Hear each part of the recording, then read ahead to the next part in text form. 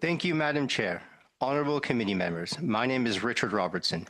I'm B'nai B'rith Canada's Director of Research and Advocacy.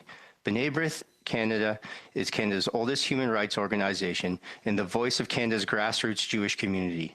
Our organization, which was established in 1875, is dedicated to eradicating racism, anti-Semitism, and hatred in all of its forms, as well as championing the rights of the marginalized. The radicalization and indoctrination of Canadian youth online represent a dangerous threat to our national security and the continued vitality of communities across Canada.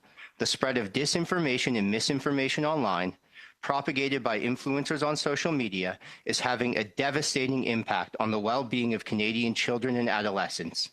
Not only are they being victimized by the obscene content they are encountering, our online spaces are sadly being used to inculcate them towards violent extremism. Canada has a duty to protect its next generation from the dangers of increasingly virulent and polarized online content. As a society, we cannot afford to remain idle while our youth are subjected to the disseminations of nefarious actors and to the proliferation of radical ideologies on social media and other digital platforms. This committee, through its present study, has the opportunity to make recommendations that will provide additional protections for young Canadians as they navigate online spaces. If implemented, our recommendations will ensure that our nation is proactively confronting the risk posed by the radicalization of Canadian youth online. To assist the committee, B'nai B'rith Canada presents the following three recommendations.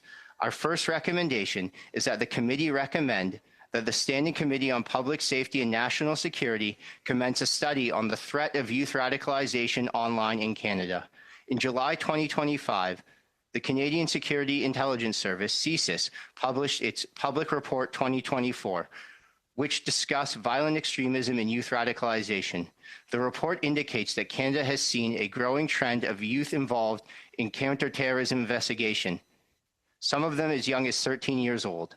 In its submission to the committee, B'nai B'rith Canada highlighted a series of cases involving youth who were radicalized online and subsequently charged with offenses ranging from terror to distributing child pornography.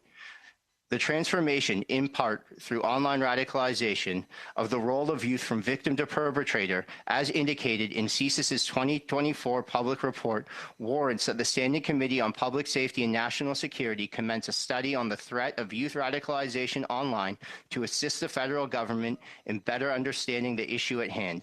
Our second recommendation is that the committee recommend that a national program be developed to enhance the digital literacy of youth relating to the misinformation and disinformation that they may encounter online.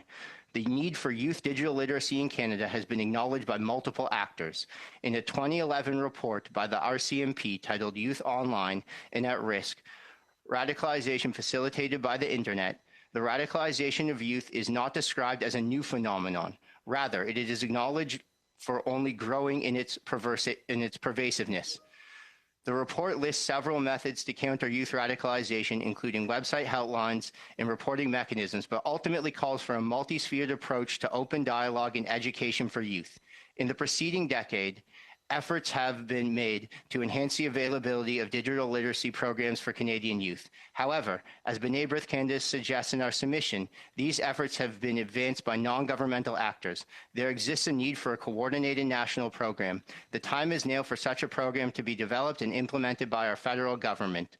Our final recommendation is that the committee recommend that the Government of Canada take tangible steps to actuate on the commitments made with regards to social media and online harms in the 2025 G7 Interior and Security Ministers communique.